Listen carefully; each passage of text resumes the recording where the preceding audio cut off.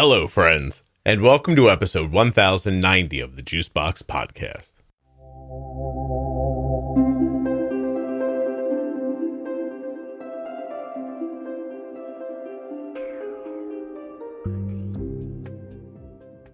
Today I'll be speaking with Emma. She is 22 years old and has recently been diagnosed with type 1 diabetes. Today Emma's going to share her story with us. We're going to talk a little bit about Ozempic, and you're going to hear about some of the frustrations that she has. Nothing you hear on the Juicebox Podcast should be considered advice, medical or otherwise. Always consult a physician before making any changes to your healthcare plan. Don't forget to save 40% off of your entire order at CozyEarth.com. All you have to do is use the offer code JUICEBOX at checkout. That's JUICEBOX at checkout to save 40% at CozyEarth.com. When you place your first order for AG1 with my link, you'll get 5 free travel packs and a free year's supply of vitamin D. Drink AG1.com/juicebox. If you're not already subscribed or following in your favorite audio app, please take the time now to do that. It really helps the show. And get those automatic downloads set up so you never miss an episode.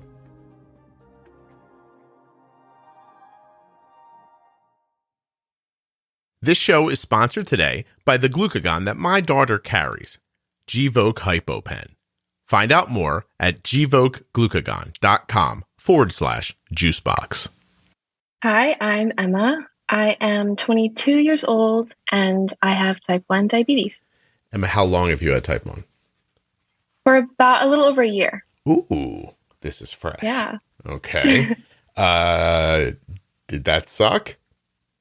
For a little bit. It sucked. Yeah, I was in school. I was a junior and it was right when all the hard stuff was happening, like academically. So it was a lot at one time, but yeah. Do you think younger people are like, wait, college isn't hard right away? Yeah, I mean, I feel like a lot of universities kind of ease you into it. Freshman year is a lot about figuring out your life socially as well as academically, and getting that independence. So I don't know. I hope that freshman year is easier than junior year. But yeah, I see what you mean. I watch it happen with both my kids, and yeah. But when it's happening to you as a freshman, you don't think, oh, this is easy. Right. Yeah. Oh, I didn't mute my phone. Look at me giving you all kinds of rules before we start. I didn't mute my phone. Sorry about that. You're good. So, okay. So you're at school. Everything's well, right. Go ahead. Oh, for diagnosis, yes. Yeah, I just graduated, but yeah. Yeah. No, I mean, when you were diagnosed. So are you far from home or relatively close? When you're at school? I'm far. I'm from Texas originally, and I'm in Miami for school. That was maybe the hardest thing, like being so far from my parents. I was in the hospital for like 3 days and they were like constantly on the phone with me and they were like, we can fly down, like if you need, but I was about to turn 21 and I was like, I think I can do this. I don't need you to come down. My boyfriend was in the hospital with me. Mm-hmm. For those 3 days. So, and that made it a lot easier, but yeah, because it's that in between period where like, you're not quite like a full adult, but, you're not like super reliant on your parents anymore. Yeah. So that it was a hard time. Plus you probably don't know about the more, frightening aspects of diabetes in the very beginning, right? No, I knew nothing about diabetes. I knew absolutely nothing because no one in my family has diabetes or like any autoimmune stuff. So it was completely a surprise. Like if you were in the hospital and a nurse was like, hey, this insulin, if you give yourself too much of it, you could have a seizure and die. You think you would have told your mom to fly there right away? Perhaps. Yeah. You'd be like, hey, mom, I just found out I'm not an adult. Get over right. Here. I'm looking at this dumb boy that I'm dating and I don't think he can handle this. Yeah, no, so true. And they didn't even really tell me anything in the hospital. Like they were like, okay, you take 6 units of this when you eat, and then you take 12 of this like every night, and then like maybe you'll be fine. And I was like, oh, okay, I guess I'll do that. Thanks. Yay. So how long are you in the hospital for? I was in the hospital for 3 days. Okay. Yeah, I was like emailing all my professors, like, "I'm sorry, I can't come to class." And most of them were really understanding and very kind. So, yeah. Were any of them not? No, No? Okay. because I'm at school for music, so all my classes were really small and I knew most of my professors like pretty personally. Sure. So they were very understanding. That makes sense. Okay.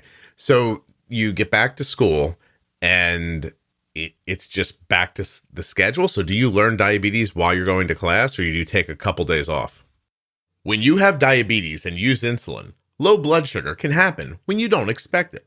Gvoke HypoPen is a ready-to-use glucagon option that can treat very low blood sugar in adults and kids with diabetes ages 2 and above. Find out more. Go to gvokeglucagon.com/juicebox. Gvoke shouldn't be used in patients with pheochromocytoma or insulinoma. Visit gvokeglucagon.com/risk. No, I just went right back to school. I did, yeah. There was, I think, like 2 classes specifically that were mostly lecture based. It was music history, and then I was doing a music for special learners class that were all lectures, and I just like completely tuned out. I like was reading blogs. I was reading like academic journals about type 1 and yeah. I was not paying attention at all. Well, it's overwhelming, right? Like you're completely by yourself and there's this thing, it's lifelong and you don't have a lot of context for it, but you were very interested to learn more. You didn't just go with the, well, this is what they said and this is what I need to know. You tried to figure out more. For sure. Yeah. For sure. Yeah. And like, why would I want to learn about like Wagner being anti-Semitic when I could learn something that could save my life? You know what I mean? Was he?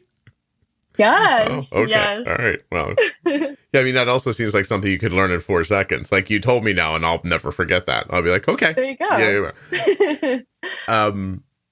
Does it hurt you in school, or are you able to kind of keep up at the same time?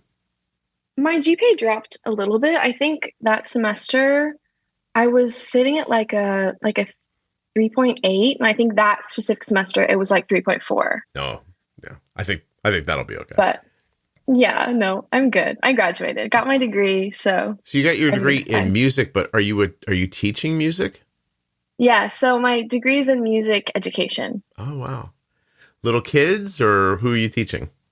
So I'm certified K through 12, but I think I want to teach elementary music. I just finished my internship, which is for education majors. The last semester of your 4 years in college is your student teaching. So you're not in school and in college at all, but you're in school as teaching, like with a mentor teacher and stuff. Nice. Do you play instruments? I'm a vocalist. Very nice. And so so I'm trying to think back to when I was in school. So like chorus class, I remember. Mm-hmm. Is that going to be your vibe? You're going to teach kids to sing and things like that? Yeah, I taught for my placement. I'd split placement. So I was in a secondary school teaching 6th through 12th grade choir for half of the semester, which I loved. And then for the other half, I was teaching general music 2nd through 5th grade.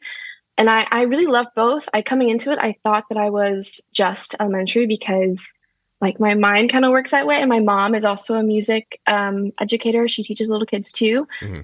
But I really love teaching choir. I think that wherever I end up, I would also want to do either like after school choir or like a community choir somewhere. But yeah. I want to give you a piece of advice based on an experience I had as a child.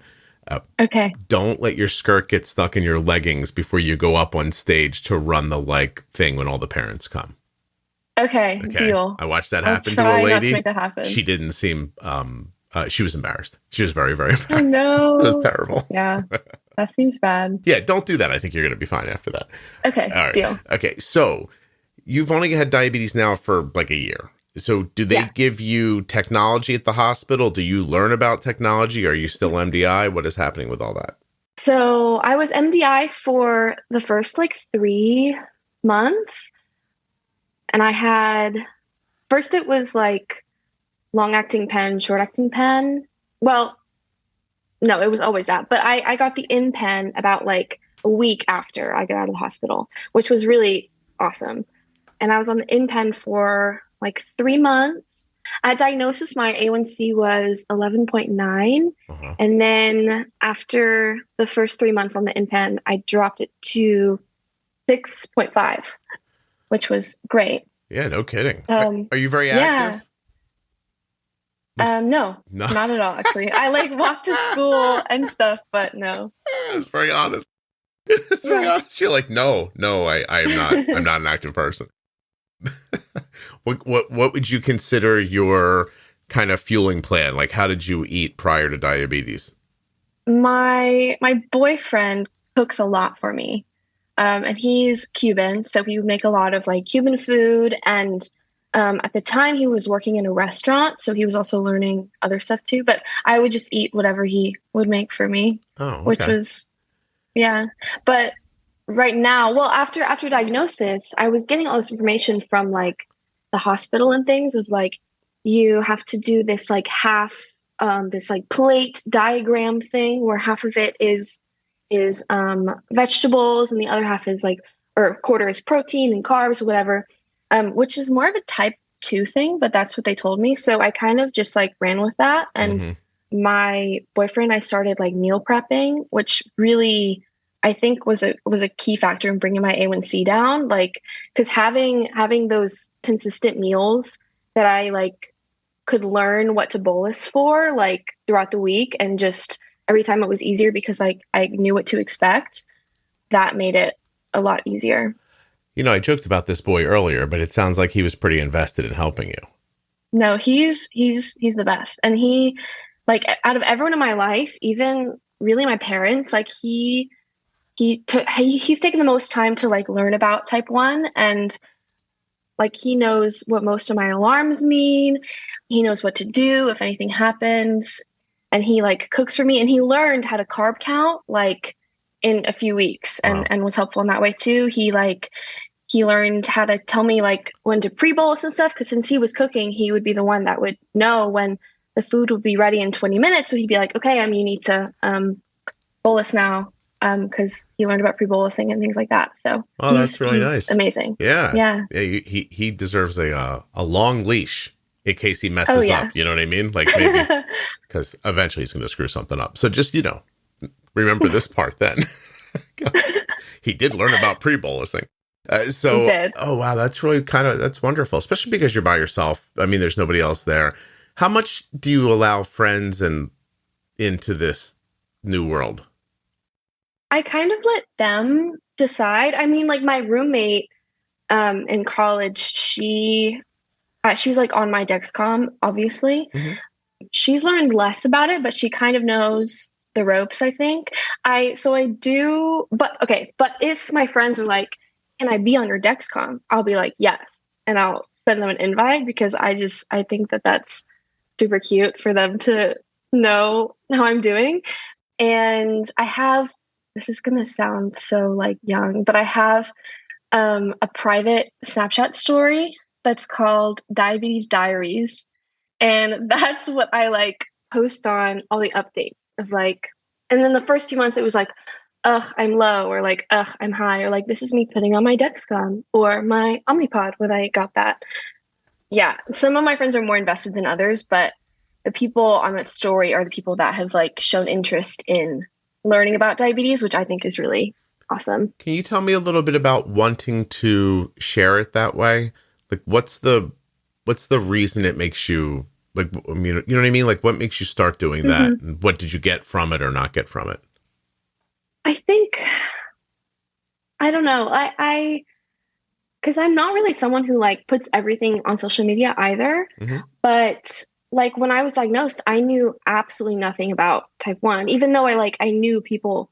I had friends in high school who had type 1, but they never really talked about it.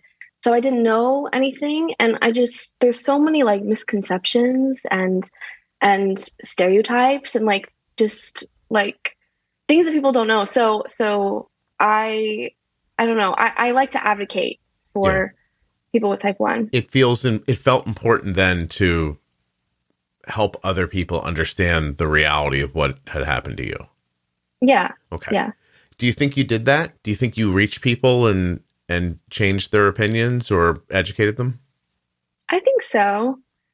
But it's about like how much you as an individual wants to receive the information, because you can just like swipe on the story and skip it, Yeah. It's up to the individual. But I do have great friends who have been invested in learning, which is great. Yeah, of course. No, I mean, you're just putting it out there. It's up to other people to pick it up or not. But I was just wondering if you actually saw people responding that was beyond like, oh, I'm sorry. Like if they got interested, like if you really felt like you left them with something. No, I think I did. Like whenever I get my new A1Cs, I'll like post on there, and more often than not, like probably 5 people will swipe up and respond and be like, yeah, go. Oh, that's cool. That's really great. That's excellent. Is it something you kept up with, or did it die off after a bit? No, I still post on now. I posted today. I was like, gonna be a guest on my favorite diabetes podcast. So send good vibes. And everyone was like, yeah. Are you on a different podcast after we record this? Oh, no. Oh, you meant this gosh. one. No, I'm just kidding. I was trying to be humble and funny at the same time. It didn't work. I apologize. Okay. So you said you were doing a lot of reading online. Is that where you found out about the podcast? No. So I found out about it really in the hospital, but I didn't start listening until later. But I in the hospital, I was like doing crazy Googling, just like Googling every question that popped up into my head, as you do. And at the time I was 20 and was going to turn 21 in like a month. And so I was like, what's the deal with drinking and like alcohol? Because obviously that is a factor, but I don't know what that is. And every like article I would find on Google was like, don't drink. Like maybe like one, but like it's not safe. So like just don't. And I was like, I'm in college. Like I'm about to turn 21. Like that's not going to be real life for me. I'm sorry. That's an incorrect answer. Yeah. I was going to ask, it's funny. You said I looked into questions that I thought of, and I thought, I actually wrote down in front of me, like ask her some of the questions that she asked. And you were like drinking. Were there other ones besides drinking, or was that really the main focus? Oh, I think that was the main focus, actually. See, Emma, that was funny because you come off so like, you come off so nicely, like very like mature and like, and everything. I was like, I wonder what she asked about. And then when you said that, I was like, oh, okay, that checks out. So, did you figure out how to drink? Yeah. So after that, I was like, this can't be real. I know that people with type 1 drink. So I joined a Facebook group, which was not yours. I will tell you that it was not yours. It was a different one.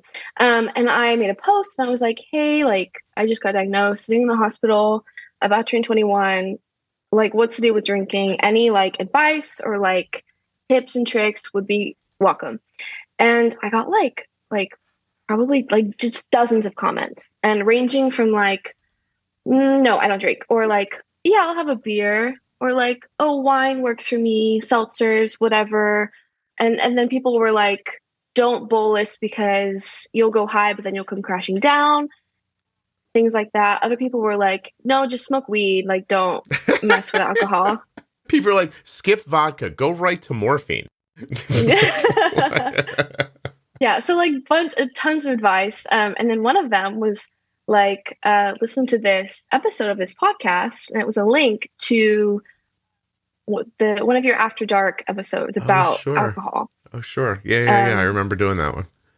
Yeah. And so I didn't listen in the hospital because I was overwhelmed and sleeping a lot. Mm-hmm. But about like probably a week after I got out, I listened to that episode, and then I just like couldn't get enough. I just kept listening. And it was truly information that saved my life, because like it's not information that you can get like readily anywhere, because it's like real from like real people who you don't think one of the big pharma companies is going to do a big blog post on how to get loaded while you have type 1 diabetes? Probably you not. would think, but probably not. That person in that episode now, by the way, is a mommy. She like has a baby and everything. Wow. Isn't that cool? So, that's great. Yeah, it's been a while now. Okay, so Uncle Scott taught you how to drink with your insulin, and then that should be on my tombstone, don't you think? I wonder how many people I've helped get drunk. But that's terrific. And you did get to it quickly. Like you said, I didn't do it right away in the hospital because I was tired. But a week or so later is, I think, an indication of how much you wanted to drink. Am I right? I mean, the clock was ticking. There was like less than probably 3 weeks that I had to figure it out. Mom, I got important things I got to figure out over here. I got number 5 on my list. Where does this insulin come from? Number 2 is how do I get drunk? That's excellent. Exactly. Yeah. Did you have any kind of depression or sadness after you were diagnosed? No. Mm-hmm. No, I had a good support system, which I think was really key. There was a lot of like frustration of just like, because it's a lot of like trying things and then them not working and then doing something differently next time. And I was like learning things so quickly that it was like information overload, but no, like it didn't really affect it. Honestly, because for like 3 months my blood sugars were like crazy high and I just didn't know it. So I was like super tired all the time. Obviously, like, being high is not fun, but I didn't know it. I was just like, oh, I'm burnt out from school, which is why I'm napping 2 times a day and like am irritable all the time and whatever. So once I got my blood sugars in range, like it was honestly you were great. relieved. Like I felt better. Yeah, you were relieved to have a reason for why you felt that way. Yeah. And you don't have any of those, like your brain chemistry doesn't work like, why me? This isn't fair. I'm in college. I'm so young. None of that comes into your head? Well, about like once a month, I would say I have like a diabetes breakdown is what I call them. Mm-hmm. Like but you have to do that. Like you have to just get it out somehow. But for the most part, I'm doing okay. And I was doing okay. Strong contender for the title of your episode, by the way. What is it? What is that? Diabetes breakdown?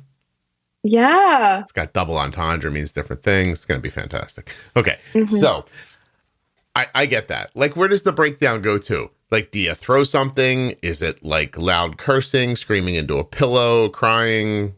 How does it happen? Oh, just like heavy crying, like sobbing. Yeah. I love the sob. Just the.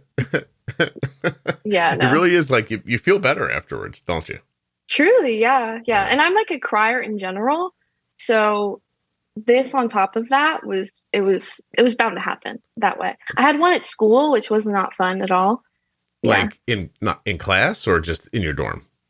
Like in like the elementary school I was teaching at. Oh, while you were teaching. Okay, we'll get back to that. Did you cry during the recent Guardians of the Galaxy film, Guardians of the Galaxy 3? Oh, I haven't seen that yet. I haven't seen it yet. No spoilers. Right, I'm not going to spoil it for you, but I cried. and a little bit. Not like bawling, but like tears. Mm-hmm. And you're watching a movie that is so clearly not reality. And when you cry during something like that, you say to yourself, yeah, I'm a person that can cry. Awesome. That's a thing I can do. Okay, you should get out to see it, though. It was good. Okay. All right. Okay, so you get out of school and you have a job and you kind of fall apart at work. What led to that?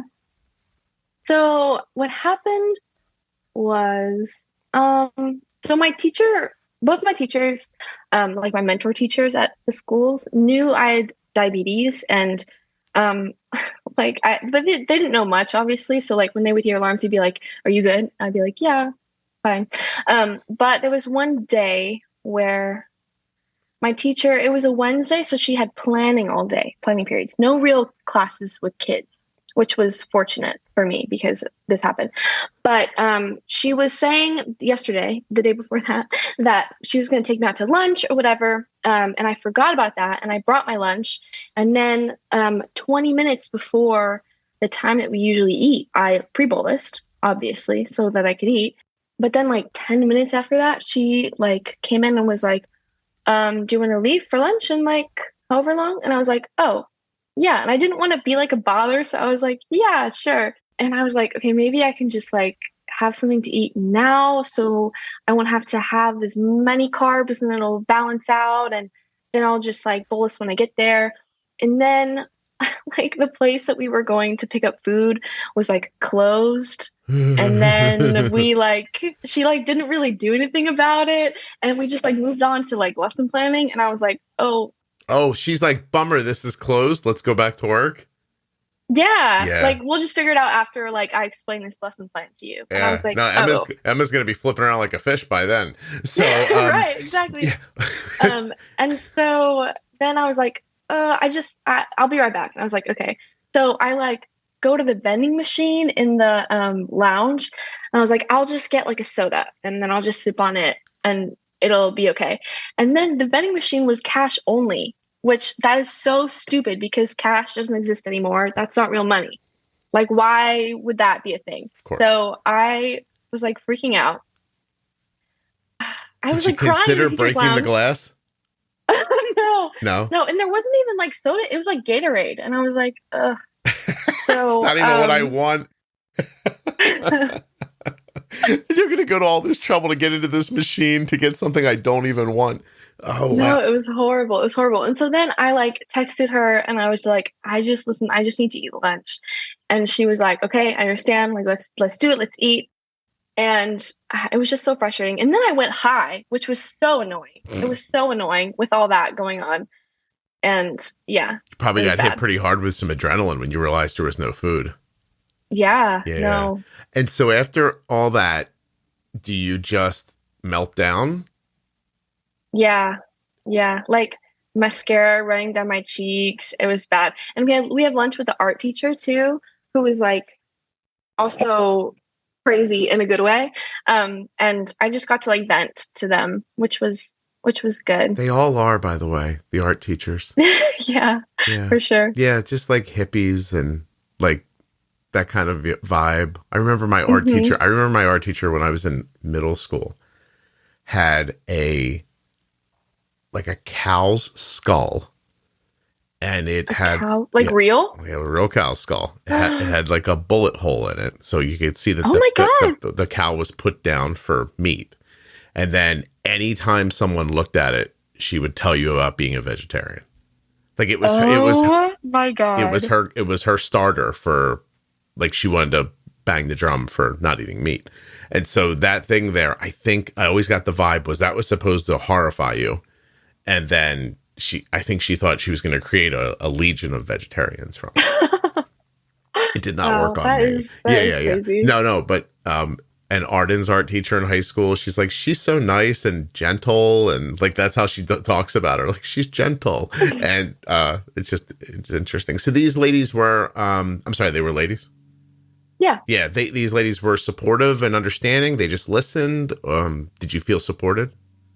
Yeah, I did. Yeah. And then the art teacher's stepdad also has type 1, she's close with her stepdad. Mm-hmm. And so she was like, yeah, my stepdad, like, he'll just be beeping all day. And cause he's like low all day is what she said.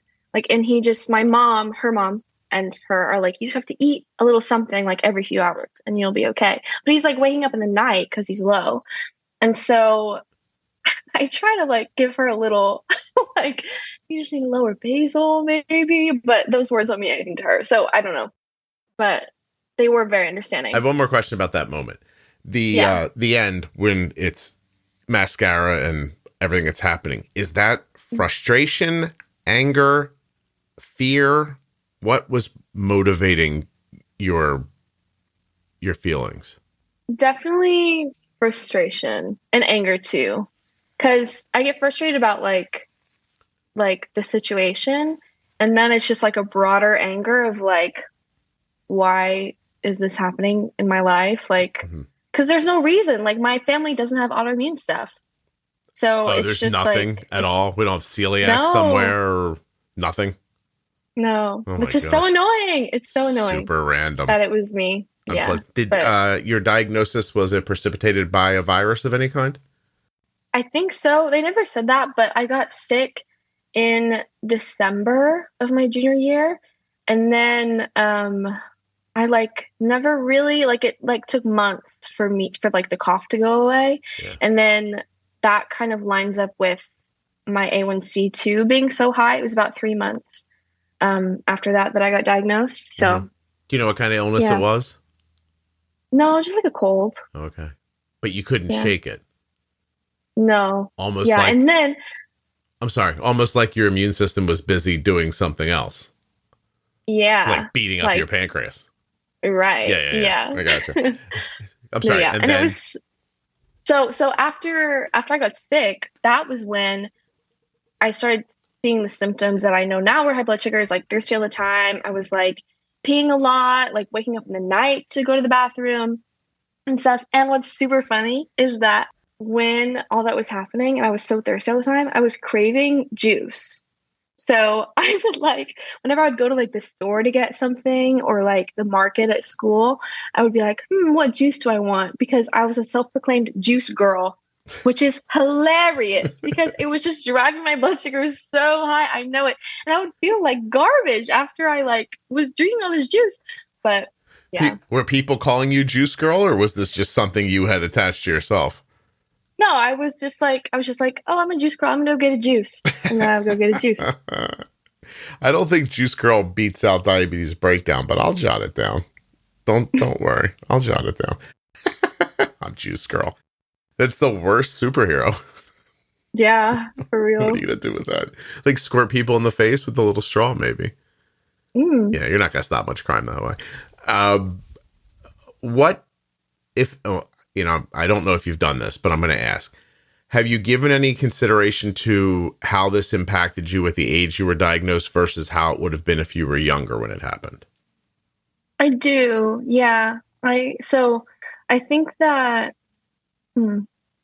because my parents are wonderful. They're really wonderful people, and they've always been invested in my growth and my school and everything like that. And so I think that if I was diagnosed younger, they would have had a huge part to play in my management and stuff. And my dad is someone who is super, super smart. And I think that he would get a handle on it really quickly, sort of like you. His name is also Scott, which I think is it really awesome because he's like my dad and you're like my diabetes dad. Oh, that's so nice. But so yeah, I think that they would have had a big part to play in my management. But since I was away from home when it happened and sort of not really relying on them, they haven't learned that much about it. And they visited me for the first time 3 months after it happened. And they were I was doing injections and they were just kind of staring, which obviously you would be curious about it. And whenever we're together, they will ask questions and things, but I don't know. There's a story of, it was the 4th of July, the summer after I was diagnosed. And they were basically okay, just tell us what you need us to do. And I was like, okay, just tell me 20 minutes before we're eating lunch and I'll pre-bolus. And they were like, okay. Spoiler alert, that did not happen. They were like, okay, grab a plate. And I was like, oh, okay. So I was kind of scrambled. I asked you to do one thing. Right. And then they realized and they were like, oh, we can wait. And I was like, okay, whatever. So I was trying to carb count. I was looking at the packages that were in the trash of the hamburger buns and things like that. And trying to count up all these carbs. And then my mom was like, Emma, hurry, why aren't you doing it so we can eat? You lady. I'd be you asked me what you could do. I know. And I was like, stop, cut it out. And so that was also another breakdown that I had. And I had to leave. I went to the bedroom and I was just sobbing. Mm-hmm. And oh wait, hold on. Can you hear me? I think my AirPod just died. Are you okay? I mean, I can, but if your AirPod died, we're in trouble. No, you're good. One's still alive. You want to put one in the case? Yeah. Yeah. Okay. So I was sobbing and she came to see me and she was like, I'm sorry. Tell me what's going on. And I was like, you just don't know anything. I don't know why you don't know anything. Why haven't you done your research? You should I have type 1, you should know these things. And she was like, well, it's hard because like you're not around to like ask questions and stuff. And I remember like I was like, read a book. Just read a book. But like I do get it because I'm also someone that would probably be in the same boat as them. I don't know about that. You got right to it when you were diagnosed. Yeah, but I mean, they like I can't stress enough like how I love my parents. I know. So much. They're lovely. You love them. We're just telling a story. I hear you. Let's pick through this for a second because you hit on something that crushes me as a parent. Two things, actually. You teed me up to be very upset. So there's two things that I struggle with a lot. And the first thing is I always wonder, just on a very human level, is there somewhere in the back of their mind that your parents are just relieved that you're an adult when this happened to you? And that they're just like, you know what I mean? Like, I'm so glad I don't have to be involved in this. Or are they relieved, but sad that they're relieved? Because it's hard to let go of it. Like Arden texted us last night. Like, I can't stress enough. My wife and I had a really nice day yesterday. And we get in bed and we're actually talking about how nicely the day went. This is the part where if we were younger, we would have sex. But instead, Emma, we're older, so we chat about how nice the day is, right? And and we're talking about it, and Arden sends a text that she's having trouble with something. Mm-hmm. And my first thought is, I'm so sorry and upset that she's not here so I can help her. And then there is a little part of you that's like, I guess she's going to have to take care of it on her own. And that's good for her too. And maybe that'll alleviate the guilt I feel about not being able to be there. And so like, that's a whole thing that happens with your kids. And your parents were probably like you seem like a lovely person. So when you're like this age and almost done college, they're probably like, Emma, we got her right. Like she's going to go get a job and teach kids how to sing. And she's lovely. And she met that boy and he cooks for her. And they're probably like pretty comfortable. You know what I mean? And then all of a sudden you have a need that mimics a childhood need. And they're not there. They feel disconnected. They think, oh, okay, well, she's going to have to get it. It's going to be good for her to figure it out. And then they let go of it, I imagine. But then they see you in person and you say they're looking at you. I'm going to give you another perspective on that moment when they said, can we help? And you said, let me know 20 minutes before dinner. I'm going to guess they were heartbroken watching you give yourself your insulin. Yeah. Yeah. I'm going to guess they were mortified, heartbroken, felt lost and useless and didn't know what to do. Now, granted, they could have got off on the right foot by setting a timer or something, but that's my guess, is that they probably felt useless in that moment. And that's not an easy thing to feel as a parent. So anyway, that's my side of it. But you're in the room yelling at her that she should have done something. Go ahead. I'm sorry from there. No, I mean, that was basically it. Yeah. I mean, yeah. You let it go. Yeah, no. And from then on, like they got good about giving me a heads up about when dinner will be ready, because when I'm home, my mom cooks. And so she don't want to get yelled at again. She don't want to get yelled at again. She's like, oh, I see where this is going. This girl's aggressive. Do you think you're a different person now than you were when you left for college? Oh, for sure. For sure. Yeah. I've done a lot of growing in the last 4 years. Definitely. That's hard too, as a parent, to, for you to come back and not be the person you were when you left. Yeah. You know, and it's so much, I find the unknown to be the most difficult part. Like right now, my kids are somewhere doing something. I have a vague idea of where they are and a vague idea of what they're doing, but they're having these experiences and these moments, seemingly like hourly, that I'm not there for. And it's very upsetting. I don't know another way to put it. Like I wish there was a way for you, Emma, to have all the privacy you wanted, and for your mom to be able to watch your life on closed circuit television, because she feels like you're becoming a person that she doesn't know, and it's very, very upsetting. I don't even know a better way to say it. It's incredibly upsetting. Anyway. I mean, I would have to talk to her about it, but I don't know about that. I mean, because in like middle school and high school, we like fought all the time because we're so similar. Yeah. But now, like, we're really good friends. Like, I text her probably every other day. We call all the time. And we're a lot closer than we were then. Well, you feel closer to her because you're an adult now, but she felt closer to you when you were 7, probably. Yeah, no. Yeah. And yesterday was Mother's Day. And so I asked her, like, what was your favorite age that we were? It's like to be a mom. And she was like, yeah, probably elementary school, because like y'all would come home from school and my brother and I have a brother who's 2 years older than me. And y'all would come home from school and we would just like cuddle on the couch and y'all would tell me about your day. And I would ask you, like, do you think you'll ever grow out of this? And y'all were like, no, never. We'll always do this. So yeah. Every kid thinks they're going to live across the street when they grow up. Yeah. Like, I'll go to the place across the street and live there so we can be near each other. Yeah. Right. My kids would come home and we'd sit in the kitchen and talk about the day and, spend a little time, and then they'd eat something and you'd keep talking. And it's one of my favorite times too. But not that this isn't a good thing, the part where you're an adult. And by the way, if it wasn't for death, Emma, I would be down with this part, except I'm getting old. Do you know what I mean?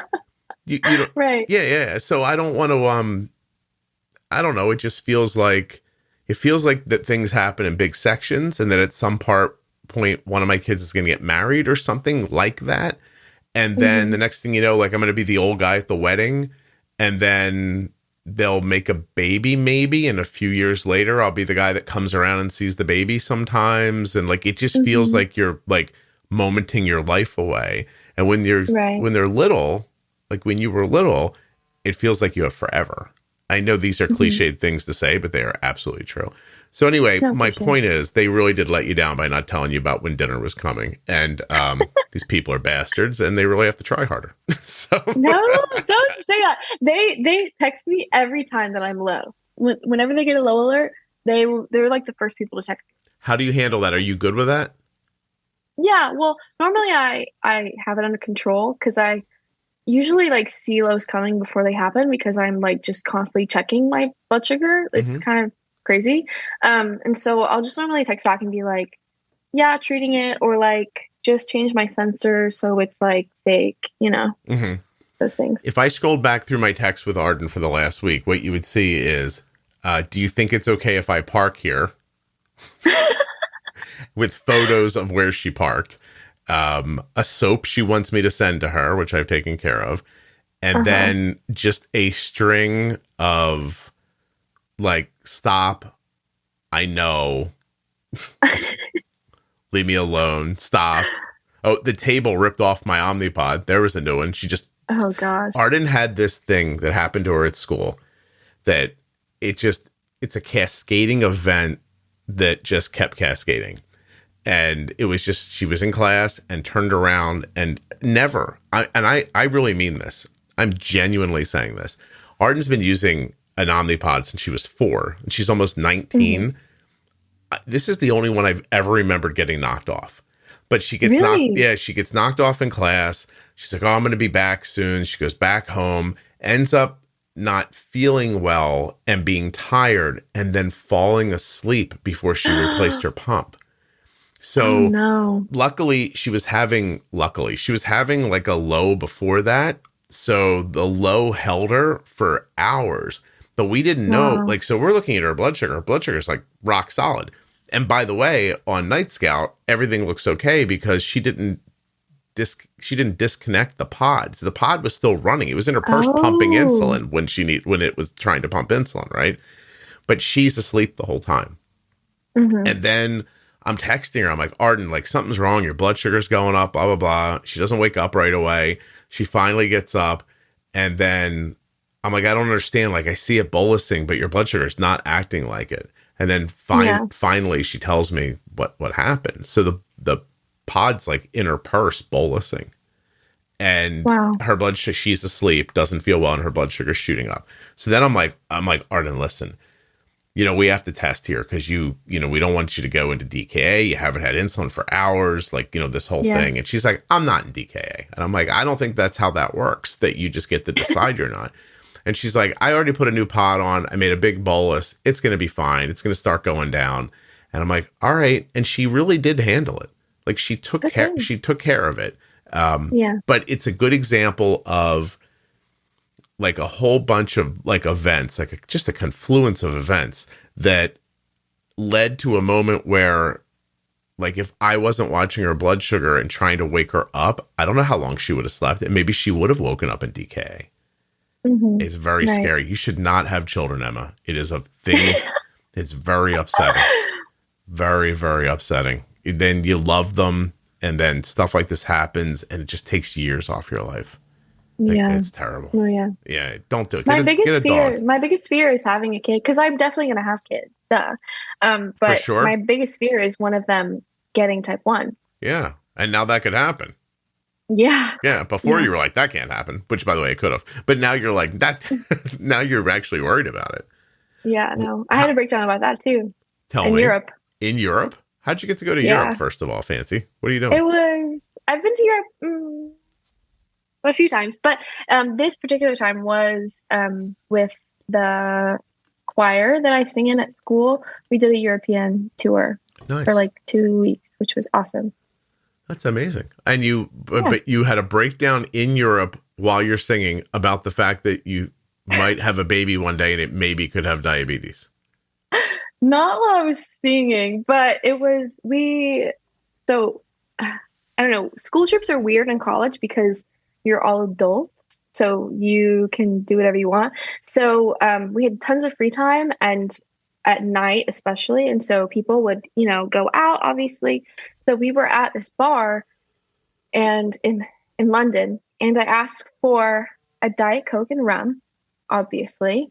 And then I started drinking, and then my blood sugar was like spiking like nobody's business. And I was like, this is not diet. And so that kind of just like set me off because it was just annoying. And so I was like crying outside of the bar on the street and on the phone with my boyfriend who was in Miami, and just having a breakdown. Because a bartender gave you regular soda. Yeah. Which, like, what is that about? Did this lead to, wait, what about the part where you're upset about the kid? Maybe the future kid. Well, it just, whenever I like have these breakdowns, like once a month, it just kind of like spirals, Oh, okay. Have you tried, I just recorded an episode, it's coming out this week, about the 5, 4, 3, 2, 1 method for... Is that like counting? It's... Erica did a lot of the talking during this episode, so I want to make sure that I'm going to get it right. Is it like 5 things you see and then like 4 things you can touch? And yes, grounding techniques. Have you ever tried that? Yeah. No. All right. Because I don't know. I think the breakdowns are like necessary. Uh-huh. You know what I mean? Yeah, they're not leading to something worse, so you kind of want to have the outlet. Is that right? Yeah. Okay. Yeah. That makes sense. Yeah. I think you curse healthy. When you break down? You seem so nice. You do curse though, right? Oh, yeah. Yeah. I love cursing. And I love doing it when I'm upset too. Yeah. That's the best. It really is the best. All right. So Emma, you do pretty well taking care of yourself. Obviously your A1Cs sound like they're great and you're doing well. Do you struggle with anything? Like diabetes wise? Yeah. Well, okay. So I've had type 1 for a year, and since I was diagnosed about like 6 months after I was diagnosed, I got sick for the first time, which was horrible, by the way. Would not recommend, because it's so much harder than when you don't have type 1. Yeah. You're talking about real people sick, like you got the flu or something like that. It was just a cold, but it was horrible. Yeah. It was like the worst ever. I felt like I was dying because I was feeling horrible because I was sick, but then my blood sugars were like high all the time because my resistance was way up. So that was just making me feel worse. But after that, my insulin needs in general were like a lot higher. And so I had to kind of like figure out my new ratios And then I was on a pump at that point. So it was like easy to just like, do the math and put it in the pump. But when with those bigger boluses, because I was using so much more insulin, sometimes like my pump couldn't handle it, and like absorption wise, like it wasn't really working. So like my pump would leak, and then I would have to like change it early. And then I didn't know how much insulin I really got because it leaked. And I was doing a lot of like phantom carbs after my meals. So like, just because I was high and I wanted to get it down, I would say I was eating like 20 carbs, and then even though I wasn't. And my endo has gotten on to me about that because she doesn't like that I do that. But I don't know. We're finding ways to stop doing that. So gotcha. That's been a challenge. Like just the insulin needs always going up, because at my last appointment, we just did my C peptides, which is a measure of your like the functionality of your pancreas. And mine is like at 0.8, which is just like in the frame of normal, like very low, but in the normal range. And so my insulin needs are only going to go up from here. Oh, you are having like a lot of experience, like a latent, like a slow onset of your actual like full need for insulin. Yeah. Oh, yeah. That's interesting. Oh, okay. All right. Yeah. So you're having to adjust more and more and more as time goes on, pretty consistently too, right? Yeah. Like a slow drift away. Yeah. Yeah, I got you. And so I just started, because my doctor, after all this stuff, prescribed me Ozempic, which is for type 2, but it makes you more sensitive to insulin. And so I've been on that for like a week, and it's like cut my insulin needs in like half. Emma, which is crazy. If you stay on Ozempic for a year, will you come back on and talk about it with me? Oh yeah, for sure. Thank you. I'm on Wegovy. It's the same drug.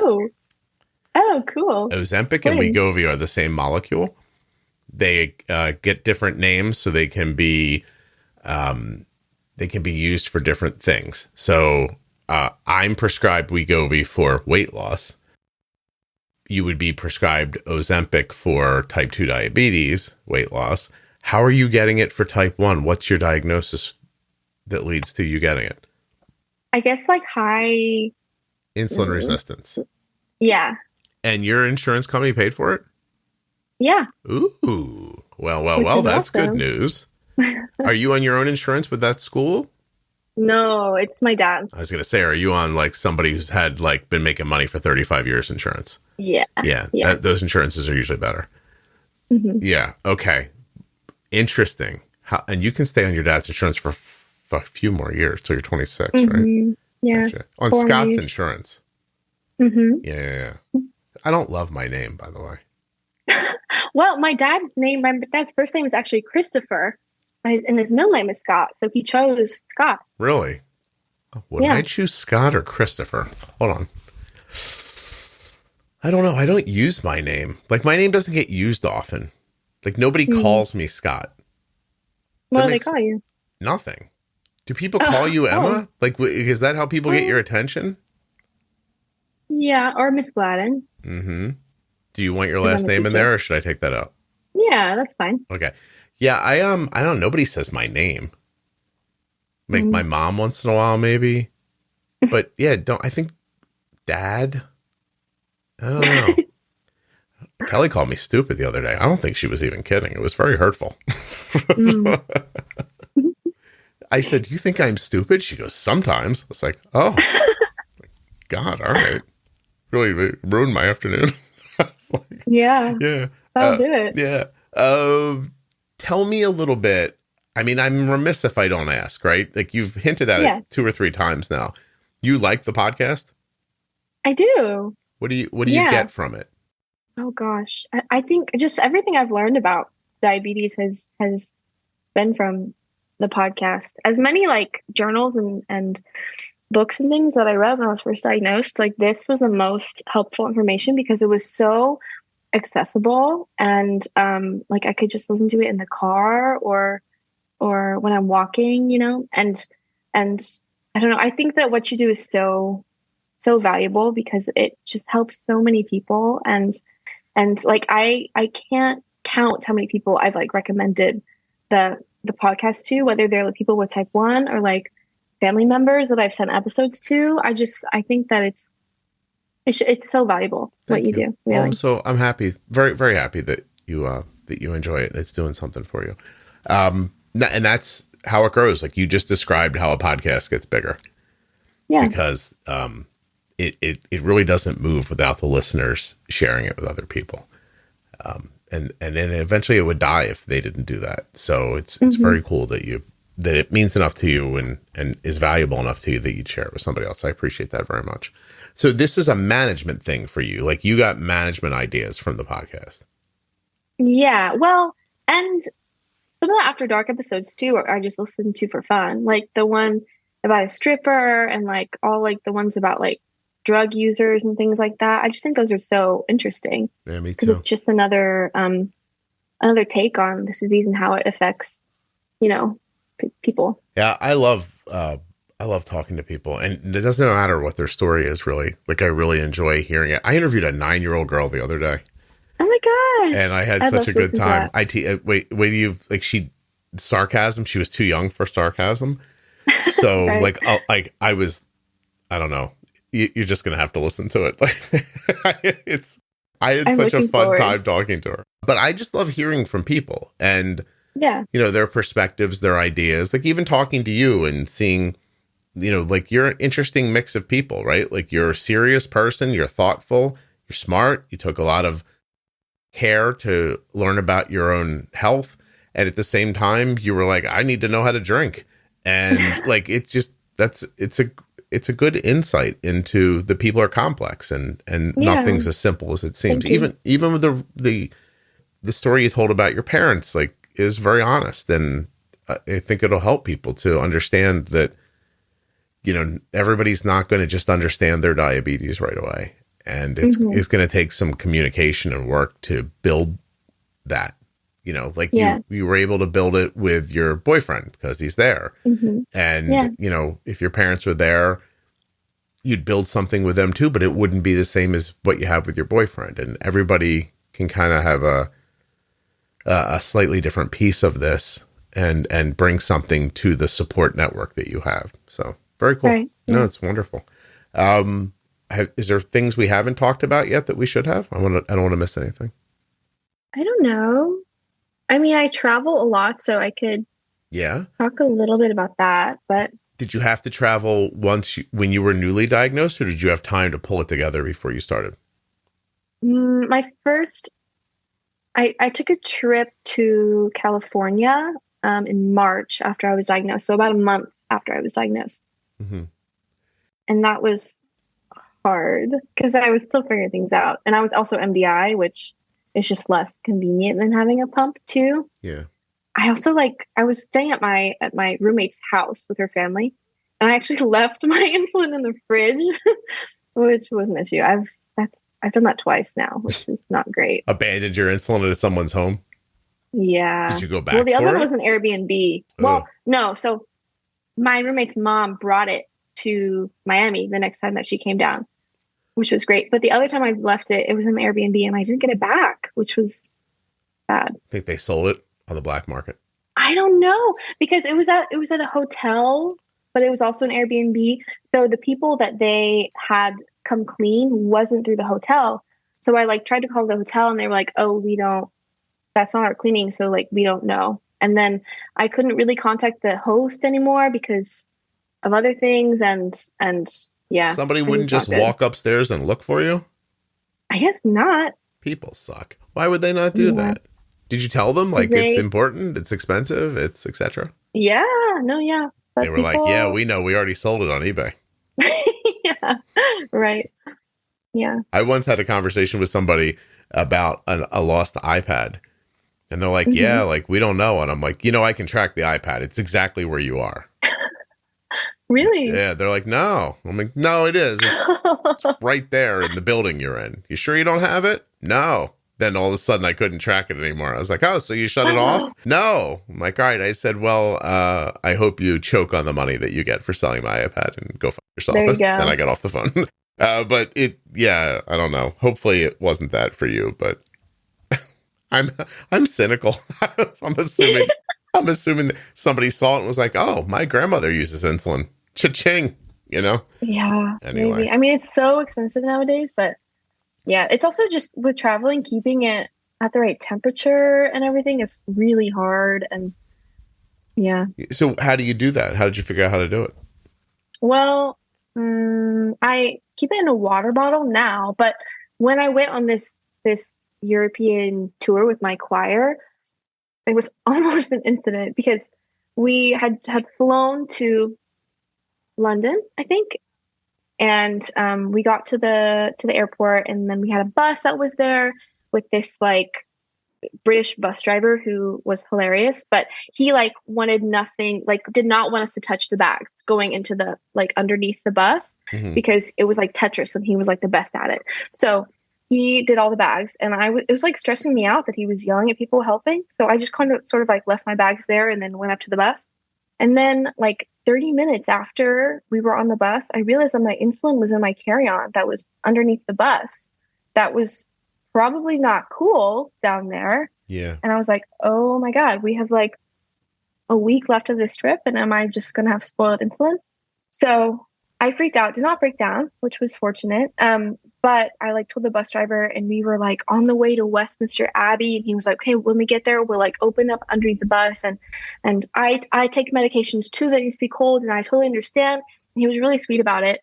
And then there was like this little cooler compartment like on the bus that was for like waters that he would sell us. And he was like, you can keep your insulin in here every day from now on. Like, don't worry about it, which was really kind. I don't know. I find that with diabetes, like you just find people who care everywhere, which is wonderful. Yeah. I will tell you that we travel with Arden's insulin vials in a sort of like I don't know, like one of those stainless steel cups that keeps things cold for like a month.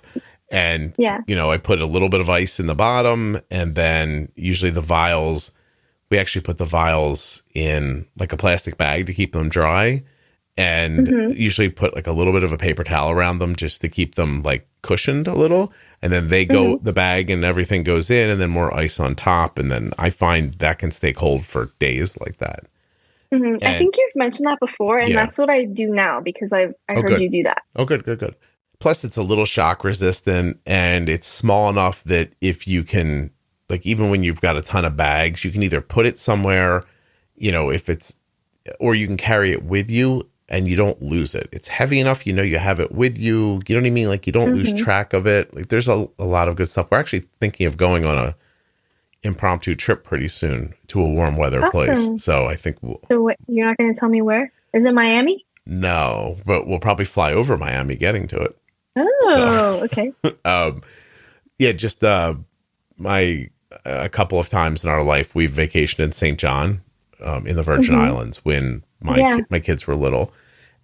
Arden's coming home from college. All of her friends are actually home from college. And they're overlapping exactly at the same time. And Kelly's like, maybe all the girls would want to go. Like we could kind of split the cost a little bit and make it doable. Oh, yeah. So we're thinking, we're looking into that this week. Maybe we might end up doing that. But yeah, it would be lovely actually to see them all because they're older now and it's weird. Like one of them came over last night when they got home from college to say hi and you just look in and you're like, God, you're like 19 now. It's ridiculous. Aww. So you're doing well, traveling, counting on other people a little bit, a little kindness, a little thoughtfulness. I was interested that you got pressured when the stuff was going in the bus. Yeah, I just get anxious about things like that. And so I forget about the things that I need. I think about other people too much. I'm like, what do you need? I need you to feel okay with what's happening right now. So I just forget about myself. I would have been like, I don't care what you're saying. My insulin's in here. You're not touching that. But but that's okay though. I mean, you worked it out, right? And you did stand up. Like once you had your wits about you, you were like, I have to do something about this. Yeah. Yeah, you're handling it well. You think you're gonna get married like soon, or you think you'll get married later? Within the next 3 to 5 years, probably. I've been dating my boyfriend for 3.5 years, and we're both music educators. So we're on like the same path in life. And I can't imagine doing life with anyone else. So No. it'll happen eventually. I just don't know Very when. nice. That's very nice. Good for you. Yeah. Yeah. Not too soon, not too late, right in the middle. I hear you. Mm-hmm. I like it. I got married too soon. I know. You got married when you were really young, right? Yeah. My wife would say the same thing. She might have been saying it while she was calling me stupid the other day. I don't know. I don't know if it's worked out or not. I've only been married for 26 years. It could all still fall apart. Don't you think? It could. I don't know. I don't know. Maybe. Who knows? I'm just saying there's no way to know. You know, like I said to that 9-year-old girl when I was interviewing her the other day, I asked her, like, she was from Canada, so I did all of my Canadian humor on one little kid who didn't understand that I was kidding. It's fantastic. You know, and I'm just like, I'm like, how do you get there? And she's like, in a car. I'm like, there are cars in Canada? And she goes, yes. And I'm like, there really are? And she goes, yeah. I was like, oh, I didn't think you had cars. And she goes, yeah, there's cars everywhere. I'm like, I said, you know for sure there's cars in America? And she goes, yeah. I'm like, have you ever been here? She goes, no. And I said, well, how do you know for sure there are cars here? And she goes, there are. And I said, are you in a room right now? And she goes, yes. I said, is the door closed? And she goes, yes. I said, look at the door. She looks at the door and I go, is there a clown standing on the other side of that door? And she goes, no. And I went, are you sure? No. And I'm like, are you sure there are cars in America? That's so funny. Yeah. I love messing with kids. It's my favorite thing. That's why I love working with kids so much, that they're so fun to mess with. I thought she needed a critical thinking exercise. I was like, so I told her, I'm like, there's probably not a clown on the other side of the door, but you don't know for certain. And so she was like, I guess funny. Not. I was like, right on. So are there cars in America? And she goes, I think so, but I'm not sure. I'm like, good for you. Excellent. Now we're learning how to think. And I was amusing myself because, as you may imagine, there's not a ton to talk to a 9-year-old about. Right. So, yeah. No, yeah. When my kids would ask me, like, how old are you, son? I'm like, yeah, I'm 604. They're like, no, you're not. And I'm like, well, how do you know? Maybe I am. And like, I'm like, yeah, I'm 604. And they're like, okay. I just like don't really know what to do with it. They're just young enough to like not know what to do and not just call you on it. Like a couple years older, and they'll be like, hey, that lady's crazy. Just so everyone knows, like, stay away from her. She was telling me about being a vegan. Or no, wait, that was Scott's teacher. By the way, I don't care if you want to be a vegan. Just a weird way to go about trying to indoctrinate a 9-year-old. You know what I mean? I agree. No, I agree. I was like, whatever. Yeah. It's okay. But you could draw the skull, which was very helpful in the class. There you go. Because it was different. There's other reasons for it, at least. I'm hoping she also was using it for that reason. And just, whatever. It's amazing. Like, that woman's probably not with us anymore. Like, I was 9 and she was 40. So, I mean, that was 40. I mean, maybe she is, but it's so weird. I can picture in my head. She's like a pretty lady that didn't shave her armpits. That's how I remember her. And a lot of flowing dresses and moccasins and things like that. She was lovely. She really was. Oh God, I hope she's not dead. Time goes by so fast. You have no idea. What have we done? Are we good? We're done. You feel good about this? You're like, no, we didn't get any of the things. How did I do for you is what I'm asking. No, we're doing great. I just want to keep talking because this is fun. But we can stop. We can keep talking. What do you want to keep talking about? No, it's over an hour, and I know that an hour is about. So I don't want to be. No one's going to listen to a 2-hour-long episode. Sometimes they do, but yeah, you don't want to be a schnurr. You don't know the word, probably. Yeah. Yeah. Do you know that word? I actually don't. No, I don't. Okay. I think it's Yiddish. It's Yiddish, okay, but you don't know what it means. What does it mean? I can use it in a sentence. Like a beggar or a scrounger, a layabout. Oh, you don't want to like try to get more out of this than is there. A beggar's basically. Right. Yeah. Yeah. Anyway, a sponger, a beggar, a schnurrer. SCHNORRER. Can I tell you a story since you want to talk more? Yeah. No, yeah. Go for it. 2 weekends ago, I spoke at a private event. And this private event was completely for Orthodox Jews, adult couples. one side of the couple had type 1 and the other side was the spouse. And they were there to learn about diabetes stuff. This was like a 2.5-day event.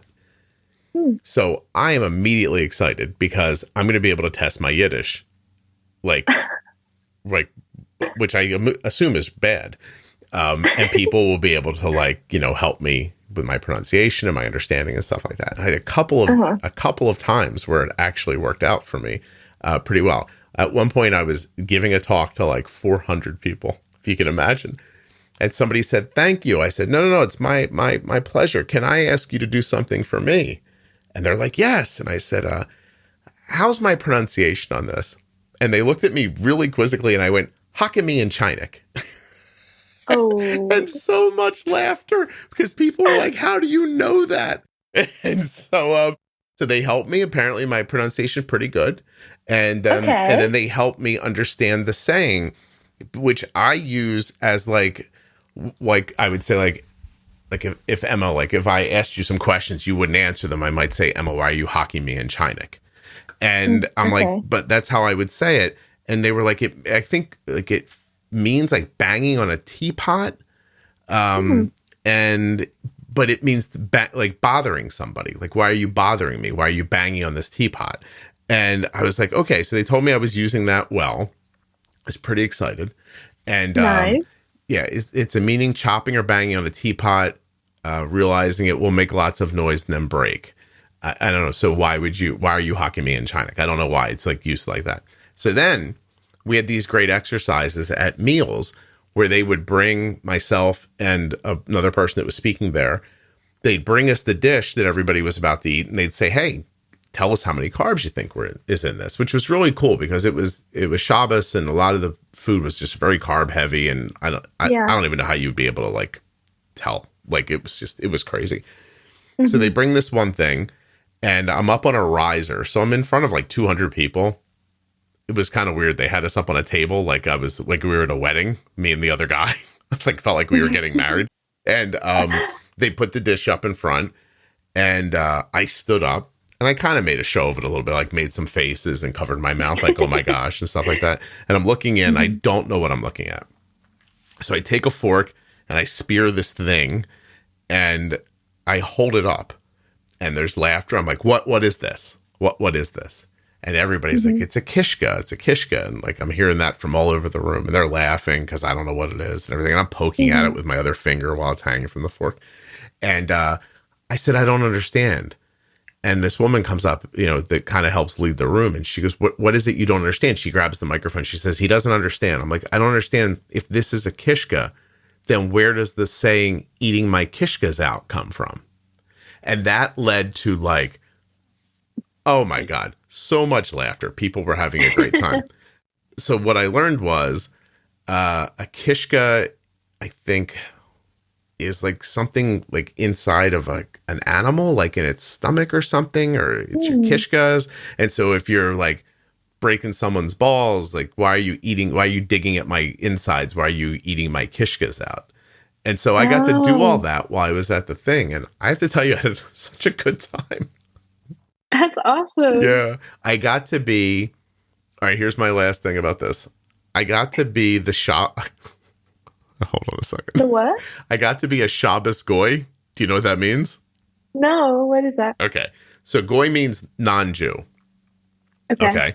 And Shabbos is, the time from sundown Friday to sundown Saturday, where Orthodox people don't use electricity.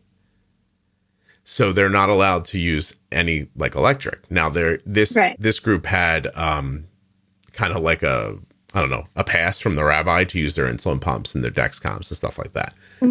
But at the end of the first night, I was getting on the elevator, which, by the way, was a private elevator for me because no one else in the whole setting could use the elevator. So oh my God, it was terrific. I never waited for an elevator for 24 hours. I was like zip, zip, up, down. But I'm standing waiting for the elevator. And there's a woman standing near me, but she's waiting to go up the stairs. And she appears to be waiting for another person. So this guy comes up and they start speaking to each other in Hebrew. And they clearly are talking about me. So I'm like sort of sitting there going like, what's going on? And then and then she goes to him in English. She goes, he doesn't know what that is. And I was like, what do I not know? What is this? Like, where is this going in? And then I heard him say, like, kind of in broken English and kind of in Hebrew, Shabbos Goy. And I went, wait. And they're like, yeah. I'm like, I know what that is. I was like, I would totally do that. And he's like, oh, good. Like, meet me in front of room, he's like, you're on the 6th floor, right? I was like, I am. He goes, you can meet me in front of my room. He gave me the number. So obviously, I beat him to the room because I had the elevator and he had to run up 6 flights of stairs, but, and not in sensible shoes either. And so, I'm waiting at his door because do you know why he wants me? Why? To turn off his lights for him. Oh, right. Because it's midnight. Wow. And so he stops me and he goes, he says something about, let me make sure my wife is decent or something like that. And then he goes in, she's in bed. And he's like, come in. So the room is like glowing because there's lights on, right? Yeah. And she's in bed with the blanket pulled over her head. I'm assuming trying to sleep with this 100-watt bulb like glaring at her. And he kind of can't tell me. He's not allowed to tell me what he wants. So I just kind of walked in the room and I'm like reaching out for the switch like this one. And I got the little vibe and I clicked it off. And the voice from the bed goes, oh, thank you so much. And I was like, oh, you're very welcome. And so I get to walk out again, but there's a light on in the bathroom and I gesture to that one and he gives me the like no sign. I'm like, oh, he's probably going to close the door so he can still have the light overnight if he needs it. Mm-hmm. It was very interesting. I learned a lot. That's so interesting. Yeah. But here was my big takeaway because they asked me on my last day, like, what did you take from this? What would you like us to take from this? So I told them what I wanted them to take from it about timing and insulin and stuff like that. Mm-hmm. And I said, what I'm going to take from it is that when I got here, I mean, there's just no doubt, like your religion is much different than anything I've ever seen. They, of course, have a very specific way of dressing and everything, which when you first get there, it feels like you're in another time almost. It's weird. Right. But once I got to know them and speak with them, what I could tell you is that they were literally no different than anybody else I'd ever met in my life. Wow. Yeah. It was it was just a great experience to have that, because if somebody was going to be different based on how they looked, this would have been the spot. But I got into small groups with people. They were lovely, funny, thoughtful, nothing different than anybody else I'd ever met in my whole life. So anyways, it was really interesting. Yeah. See? And by you saying you wanted to stay on for a little longer, I got to tell a story I was never going to tell on the podcast. So awesome. Thank you very much. Great. Yeah. I hope to do more speaking. I haven't done a bunch since COVID and it was nice. Yeah. Yeah, for sure. Yeah. Really cool to it was really excellent again to impact people like in real time. And to watch them have, like, I know you guys are listening and having reactions, but I don't get to be I don't get to be on the other side of it, because I'm pre-recorded. But it was nice to see people come up to me with their CGMs and say like, oh, I did the thing you talked about in the thing and look at how flat my line is. Or, oh, good. Yeah. Like the rabbi came up to me afterwards and told me that his blood sugar was 72 after Shabbos dinner. And that he's like, it's never been that steady or low. And I was like, that's great. I was like, what'd you do? He goes, I did what you said. I was like, oh, cool. So I was like, oh, that's nice. Like, yeah, I don't get feedback like that often. So yeah, that's great. And I think that's also why the Facebook group is so nice too, because we get to like interact with each other and interact with you in some cases too. Yeah, no, I appreciate very much that, because that is the only time, that's the only feedback I get usually. Yeah. Emails are overwhelmingly, generally positive. Although someone yelled at me the other day, and it was actually really upsetting, Emma. But like, why? Why would they do that? Like, just keep it to yourself. What did they say? They said I was going to kill people with my reckless ideas about diabetes. God. It's like the podcast has been up for 9 years. I was like, I don't know if it's reckless. There's been about 27,000 doctors on here saying this is what they tell people. So I'm like, all right. Wow. But it was, somebody was mad. I don't know what it was about. They didn't give a lot of context in their letter. And I read it and I put it in my brain as something somebody thought, and then I deleted it. So I'm okay now. But what was I going to do? Respond back and go, hi, I don't know if you know how the world works. But at the beginning, I say nothing you hear on the Juicebox podcast should be considered advice. Like they said, stop pretending to be a doctor. I'm like, I'm pretending to be a doctor. I call myself an idiot 6 times a week. I tell people, don't listen to me. Don't I come right out? I come out and say, what do I say? My wife doesn't listen to me. You shouldn't either. It's not my fault. I'm very clear that I'm not a trusted source. Anyway, it made me sad for a minute, but then I let it go. Yeah, no. And compared with the amount of people that you help too, like you shouldn't let just one person being angry, No, I didn't, but it's hard not to. Like I could write you an email, Emma, that has nothing to do with your reality, and still, if you read it, you'd be like, "Oh God, that hurts." For sure. Yeah. No, like especially when you're trying to help, and you're seeing overwhelmingly how much it's helping people, and then my first thought was, "Oh gosh, like, do they misunderstand? Like, did they hear something and misunderstand something, or?"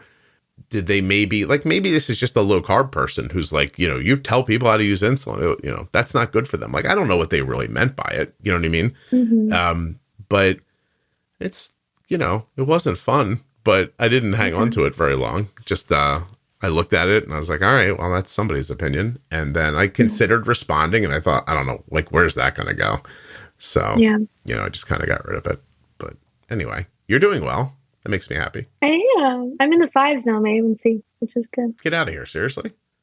Yeah. That's excellent. I went, my, 6 months after diagnosis, I was 5.1, which was great. And then after that, I've started, learning how to eat food that I actually want to eat, fun food. Yeah. And so it's went up to 5.3, and I think now it's at 5.5, which I'm okay with because I'm eating what I want and it's still pretty good. So, yeah. It's amazing. Not just amazing, but also a lot of Cuban food mixed in, and you're doing great. Yeah. What's the basis of Cuban eating? Like, is it rice and beans? Rice and beans. Okay. And a lot of meat. Pork, that kind of stuff. Mm-hmm. Yeah. That sounds good. Plantains too. Has he, your boyfriend, is he born here or was he born in Cuba? He's born here, but both his parents are from Cuba. But everyone's here now? Pretty much, Do they get to go back, or does it not work that way? His mom has gone back a few times, but his dad hasn't because, Castro and anger? It's harder. Yeah. No, it's interesting. Yeah. Wow. Is your boyfriend being just like he's first generation, but is he incredibly American, or is he do you know what I mean? Or is he a blend? He's very American. Yeah. And to the point even that in Cuban culture, even in Miami, because Miami is basically northern Cuba. It's more Latin American than it is America. Mm-hmm. And there's a lot of machismo and just kind of toxic masculinity. And he's not that way at all, which is awesome. Yeah, I wouldn't imagine you'd be with him if he was a jerk, right?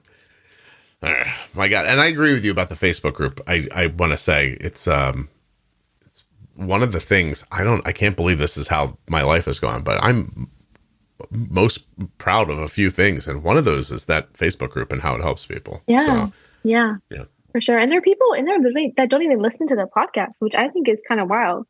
I do too, and it's upsetting, by the way, to me, Emma, personally, as the guy who's breaking his ass making this podcast. But it's good because what I've learned to imagine is that they were never going to do it. Some people have. Some people's vibe is like yours. You're like, I'm going to dive in. I'm going to find things out, that kind of thing. And some people are just like, please just tell me the answer. I don't want to know more than this. And I'm happy for those people to still have direction. Mm-hmm. I'd love for them to listen to the podcast. There's no doubt if everyone in that Facebook group subscribed to this podcast today, there's so many people in there. It would, this would be one of the biggest podcasts in the world if that happened. Mm-hmm. And it's not, because some people that's not the way they get their information, I guess. Mm-hmm. It's a shame, because then they're never going to hear about the Shabbos Goy. Do you think I could make that the title of the episode? About you? Sure. I mean, it would like it really gets away from you, which I don't appreciate. And But then they'll listen to the whole thing because it happens after an hour. So they're gonna listen and be like, "What is this Shabbos goy?" And then they'll listen to the whole thing. Emma, you're in my head, or they won't, or they'll be like, I don't want to hear about that. Like, I don't know. I like diabetes breakdown. I do think that's a good one because we broke down diabetes today while we were talking. So true. And you had a number of breakdowns while you were learning about diabetes over the last year. I did all the time. Yeah. Let me ask you a couple of like brief questions about Ozempic. Yeah. And then sure. I'm gonna reiterate to you that if you stay on it for a good long time, I absolutely want you to come back and talk about it. Okay. Okay. Cool. So you started at how long have you been doing it? Just a week. Not even a week. I first injection was last Tuesday. Snap, and it's helping you already? Yeah.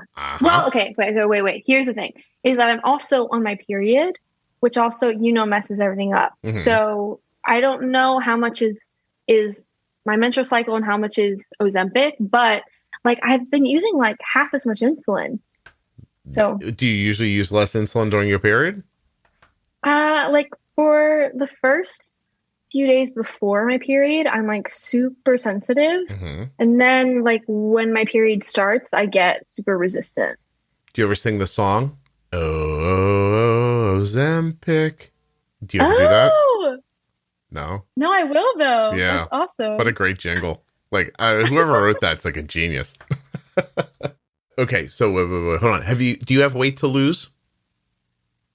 Yeah. I mean, I've gained a little bit of weight this semester because I wasn't like walking to and from school. Mm-hmm. Yeah. Did you lose weight the first week? I mean, during your period would probably be difficult, but.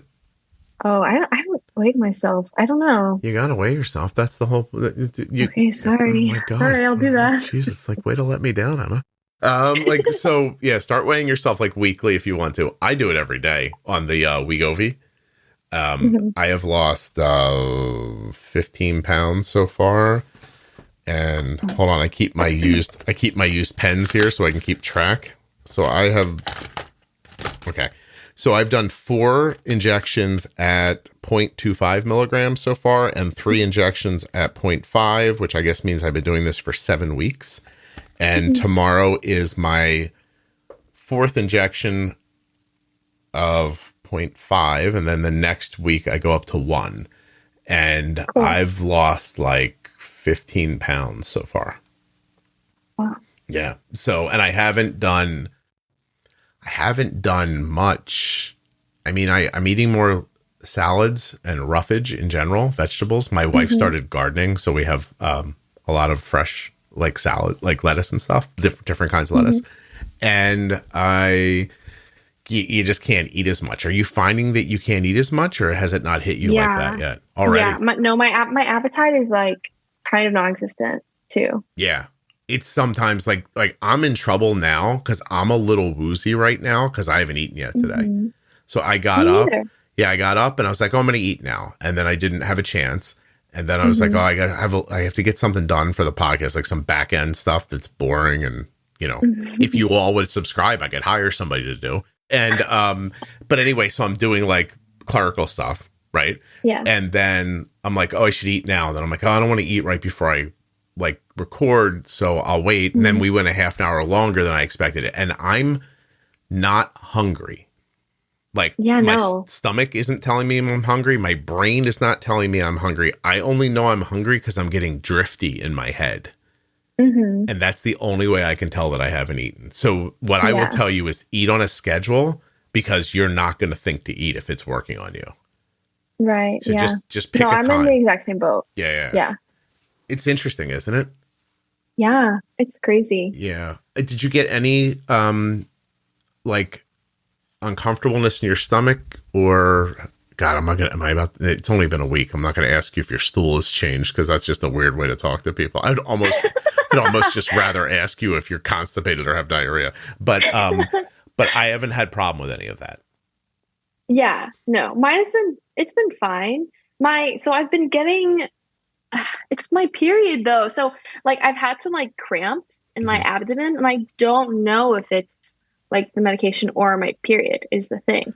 Well, I can tell you that on Saturday when I woke up at the event I was speaking at, to learn that a very common thing for them to eat on Saturday morning is cheesecake for breakfast. And I was like, these are my people for sure. Cheesecake for breakfast. And then I went over and they were kind of these ornate cheesecakes. They were very like they had chocolate on them and other stuff. It wasn't just like cheesecake, you know what I mean? And so I'm like, I don't think I can eat this because of the Wegovy, but I don't want to insult them. And I said, so I took a piece and I took a spoonful of cheesecake and it sat like a rock in my stomach. It was like so upsetting. Like I was like, oh, I had like reflux from it and everything. I'm like, all right, cheesecake can't do that. Like mental note. But I had like the over fullness feeling hit me really hard in the first 3 days of my first injection, but that's gone away since then. Like I can eat through it if I need to. Like if I don't know what that even means. Like I guess if I wanted to overeat, I could. I don't know how much. I haven't pushed it. But yesterday I made a wrap, like 2 eggs, 2 eggs, a few ounces of chicken. I cooked them together with some mushrooms. I threw them in a wrap and I couldn't even finish I couldn't finish the wrap. Yeah. I was like, yeah. So you're having all those experiences already in just a week. Yeah, pretty much. Wow. Like I get full so fast. No appetite. Yeah. Those are the biggest changes. There's not much else. Like my doctor said there might be like nausea and like vomiting and like things like that. And I haven't experienced that at all. And your insulin needs went down already. So I can't wait to see how long, because I think this is going to be, why am I asking about this? I think this is going to be a very popular treatment for type 2 and type 1 diabetes. Like moving forward in the future. Like I foresee a time where people are doing this with a lot of regularity. It's crazy how well it works. Yeah, I mean, honestly, sure. I'm a pound away from being the lowest weight I've been since 2019, I think. Wow. Yeah. And just click, and that's kind of the end of it. So anyway, if you stay on it, please let me know. Okay. Even if you stay on it for like 6 months, like reach back out and say, hey, I'm still on this. And then we'll start making plans for you to come back. Okay. Okay. Sure. Cool. Emma, thank you so much. You were really great. Yeah. Thank you. It's been awesome. That was my pleasure. Hold on 1 second for me.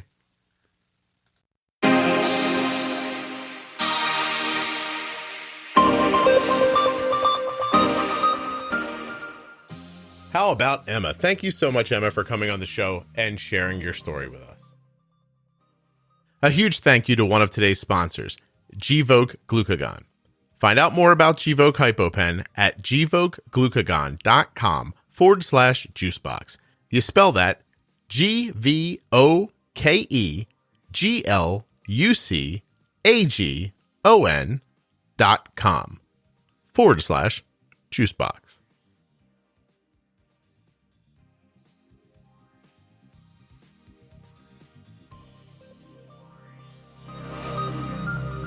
Thank you so much for listening. I'll be back soon with another episode of the Juicebox Podcast.